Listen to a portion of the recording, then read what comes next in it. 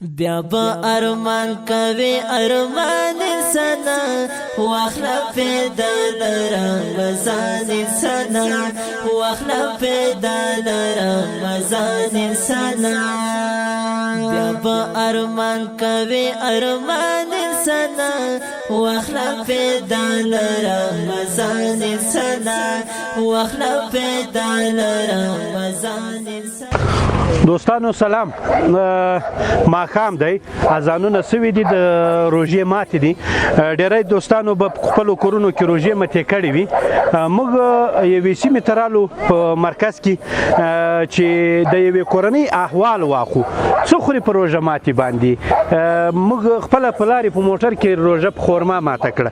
دې کورنۍ ته ورځو او د دې کورنۍ د خوراک حالت ګورو چې په کوم حالت کې دي دوی. آیا هغه څه چې بعضې دوستانو په بازار کې د دوی په اړه ویل هغسې دي که څنګه؟ مسؤلیت مه ده چې په روژه ماتې باندې وګرځو، په نورو وختونو کې وګرځو، تر څو پورې د دغسې کورنیو احوال ځان ته معلوم کړو.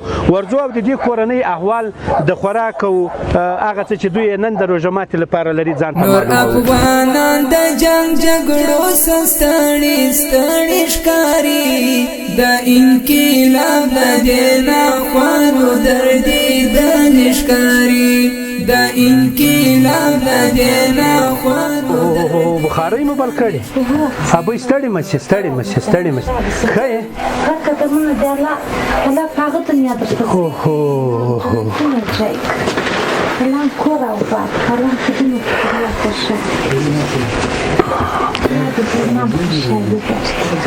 تاسې لږ ماته جای راکوئ، زه روزه در سره ماته کړم، ما مړۍ نه ده خوړلې. تاسې څه شی خورئ؟ الهام صاحب، خلک دا ډول روژه ماتې هم لري. دا سړه ډوډۍ ده او دا څه شی دی؟ سرکان د تغذن کې بازار کې پیدا کړي.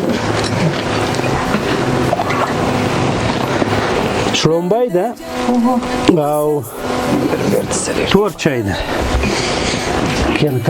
دا ماشومان دې راسئ زموږ نو راسئ. ولې؟ وروسته به څه شی خورئ؟ دغه به پاتې شي، دا به پاتې شي بیا به دوی وروسته. نو درنو لیدونکو، موږ تاسې د یو بل کورونو له حالاتو نه خبریږو چې فرضاً د احمد په کور کې څه ډول وضعیت روان ده، روزه څه ډول تیریږي، په روزه ماته څه ډول کوي، نهاری لري څه خپل کور وینو چې کور کې هر څه راته ایښي، غوښې بل شی ټول نعمتونه د خدای تعالی راته ایښي. خو څنګلوري چې نه یې خبر چې په څنګلوري کې څه ډول وضعیت ده. دا یو کنکلۍ کورنۍ ده، تاسې ګورئ. نن مو نعیمي صاحب چې دغه کور ته رالو، هدف مو دا و چې د نورو له حال هم تاسې خبر کړو چې یوازې موږ نه یو مهم، د موږ له څنګه سره نور څه ډول حالات روان دي، په نورو کورونو کې څه ډول وضعیت ده. خلک روزه د چی سره ماتوي. تاسې وګورئ، بس دا شړومبې دي، دا ساړه ټوکان دي، دا د ټوکان د نعیمي صاحب چې د څو ورځو مړۍ ده کنه. او دا تور چای ده. بس دغه سره دا کوچني ماشومان هر څوک دي په خپل ځان ور فرض کړي چې فرضاً که د موږ تاسې د کورنۍ کوم غړی یا ماشوم په داسې یو ډول وضعیت کې وي، د موږ تاسې زړه به څومره درد راکوي کنه، څومره به ورباندې ودردېږي. د موږ تاسې د کور تورسرې او مېرمنې که په دا ډول وضعیت کې ژوند کوي او دومره سخت غربت سره مخ یې په دې روزه مبارکه کې چې د نعمتونو او د برکتونو میاشت دا ډول د دوی نهاری، نو تاسې فکر وکړئ هغه ژوند به څه ژوند دي. نعیمي صاحب ډېره سخته ده، ډېر مشکلات لري د کورنۍ. دې ته ورته په سلګونو نورې کورنۍ دي په افغانستان کې چې په دې. اوس ولې سړی د درواغو اکټ وکړي که نه؟ ولې سړی داسې ووایي چې زه له دې کورنۍ سره دا ډوډۍ خورم؟ دا ډوډۍ د خوراک نه ده. دا یعنې دا معنا چې هغه حالت ته رسېدلې ده چې نوره بیخي کاملا د خوراکه چې لوېدلې ده. دا د مورکۍ له کومه ځای راټوله کړې وه؟ دا شاوخوا کلیو چې کونډه یې د مخه مزام پلر را باندې وساتم کور ته. یا د ورور اولادونه هم در پاتې دي؟ د ورور اولادونه مې یو هغه یتیم دی، یو ټر ته تللی دی، یو هغه زوی دی، یو هغه زوی دی. څومره وخت کېږي چې کونډه یې؟ 4 کاله کېږي چې کونډه یم. له 4 کالو راوروسته دغه د زکات زندګي تېروئ؟ هغه زندګي تېروم، ستاینه. دغه وچه ډوډۍ په دا شاوخوا کلیو باندې پیدا کړې، شکر مې دا چا درکړې؟ دغه په کوزه ښځه ده، هغې راکړې. او تور چای مو پخ کړی؟ تور چای یا کوزي دغه په ماجرینو کې سړي د دغو سړو ښځو راکړې. اکثره وخت به مو روژه ماتونه په همدې وړئ؟ ټول وخت هم دغه کې تېر کړی، ټول وخت. نن 5مه روژه ده نعیمي صاحب که نه؟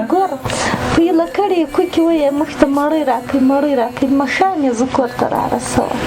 نن 5مه روژه ده خورکیه، دا 5 ورځې دا وضعیت ده؟ 5 ورځې دا وضعیت د دغو روزو فمر مه وکړي، دغه وضعیت غوښه دا څه نه پیدا کېږي که سبزي؟ دې کور کې هغه پاخه سي الوګي د شاوخوا کور دوی کوکې وایي ما ته راځي کالي راښکوي، سر راښکوي، زه یې له کومه کم درته.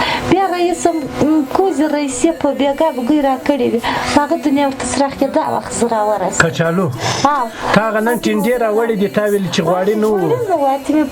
پرې دې کولې د غوړو د نشتون په وجه؟ الوګۍ څوک راکړي غوړي نه ایسي، غوړي راکړي الوګۍ نه. هلته ناسته یم د خدای درته، د دغو ور کې ته ناسته یم. دوی ما ته کوکې وایي، دوی ما ته نارې وایي، زه یې له کومه کوم ورته چې ما په کور کې شی لرلی، زه څه غوښتم زه سره کلاته کړم، زه څه غوښتم زه شاوخوا ګرځېدم. په دغه کور کې قرآن که څوک کښېني، زه دلته کې ناسته یم د خدای. سبا به بعضې خلک او دوستان په دې هم نیوکه لري چې د روژه ماتې پر مهال د یو چا د دغسې حالت ویډیو کول او یو چا ته ښکارول دا بنان د یو چا ریاکاري په ډاګه کوي. کله چې ته دا حالت په ویډیو کې د چا ونه ګورې، کله چې ته له دې حالته له خواله رسنیو له ټولنیزې میډیا خبر نه شي، ته د دې کورنۍ له حالته به نو دا دومره وخت کې چې نه خبرېدې، اوس به څه ور خبرېږي؟ دغه سړې شړومبې، دغه تورې چای، دغه ساړه ټوکان، پار د خدای د تی په کوم دسترخوان کې ده چې څوک یې خوري؟ دغه سرکندونه یې چیرې پیدا کړي دي، دغه دلته ورسره یې کې دي خوري. دغو ټولو حالتونو ته په کتو موږ دې ته مجبور سوي یو چې وګرځو، موږ دې ته مجبور سوي یو چې د یو چا واس تر تاسې در ورسوو، او موږ دې ته مجبور سوي یو چې له دغسې بد حالته چې زما ټولنه یې لري، زما ورېندار یې لري، زما ورېرونه یې لري، او موږ نن په ډېر بد وضعیت کې یو. دا د دې نمایندګي کوي چې تر یو چا حتمن ځان ور ورسوي. د یو چا د روژې د ماښامي حالت په داسې حالت کې چې سړو ټوکانو ته ناست او د خوراک لپاره څه نه لري، دا له یو چا سره شریکول د یو مسلمان خو حتمي مسؤلیت ده. خو چې د ډبرې زړه یې یم دا باید ورحمیږي او دغسې کورنیو ته د دغسې کورنیو له حالته ځان خبر کړي. نن به د دوی روژه ماتی موږ ورلوند کړو، نن به دوی ته هغه څه چې موږ تیار کړي دي د خبریال خیریه بنسټ له ادرسه ورته راوړو. دوامدار دي دغسې کورنیو لاسنیوی پکار ده، تر څو یې مړۍ لنده وي، تر څو یې پاستی تود، کاسه یې له یو څه ډکه، نه له ساړه شړومبې او هغه هم په روژه کې. بس خدای به موږ ته په قهر وي که دغسې کورنیو ته ځان ونه رسوو. نو راځو موږ هغه روژه مات چې مورکۍ تاسې ته نن راوړی د هغه درته راخورو. کړي روژه ماته یتیمانو خیال ساتئ، کلي میاشت د رمضان کې غریبانو خیال ساتئ، کلي میاشت د رمضان کې غریبانو خیال ساتئ. کړي روژه ماته یتیمانو خیال ساتئ، کلي میاشت د رمضان کې غریبانو خیال ساتئ، کلي میاشت د رمضان کې غریبانو خیال ساتئ. هر څه د خدای درکړي، هر څه به درنه واخلي، بد کوي که ښه کوي ټول ښه به درنه واخلي، بد کوي که ښه کوي ټول ښه به درنه واخلي. د وخت د ازمایښت د ګاونډیانو خیال ساتئ،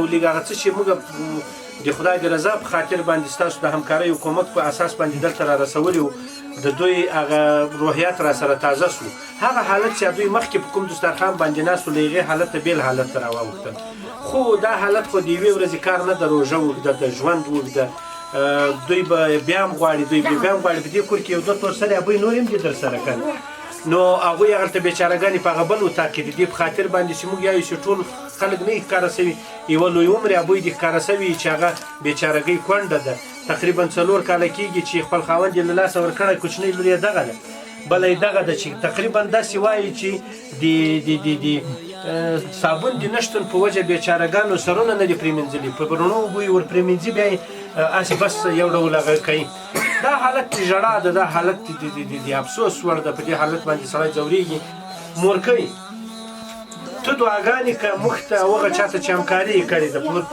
دا چې ښه په لوړ اواز دوا ورته وکړه چې خدای تعالی ایمان رڼا در باندې جوړه ایمان پر رڼا ولاړ شي څوړ ارمانونه کوي هغه هم ټول دي الله هم یو ارمان مه کوي ما ایمان راناړه ما ته مړۍ ډېر راوړه ما ته خوراک ډېر راوړه ما ټوله روزه کې دغه خوراک بس الله دې په دې نو په دنیا خوشحاله الله دې دې ایمان خوشحاله زموږ مندې دا رقم سپین زړي د یوې ورځې په خوراک په دسترخوان کې وایي ما ته مو د ټولې ورځې خوراک راوړه په آخرت او په دنیا دې الله پروردګار دې هغسې ایمانونه درانیسه په دې په دنیا خوشحاله کړه دغسې خدای باید مو واسستی سپېښودې ما ته خو نن دې غوږ په دې راوړه ما ته نن دې ګوډ دې راوړه الله دې د ایمان د دنیا دې درانیسه الله پر دې وسپار کړو فرض لمانځه کې سنت راوړم په ایمان امتیاز وسپېسته دغسې خدای دې دعاګانې قبولې کړه خدای دې مشکلات حل کړه خدای دې دغه ځوانان درلوی کړي خدای دې د ګټې وټې کې خدای دې د دین او د وطن خدمتګاران کې د رښتیا خدمتګاران خدای تعالی دې موږ ته دا توفیق راکړي چې ستا په څېر نورو دیګانو ته ځان ورسوو هغوی به هم داسې مړۍ وچوي هغوی به هم داسې وچ ساړه شړومبې وچ ټوک ته ناست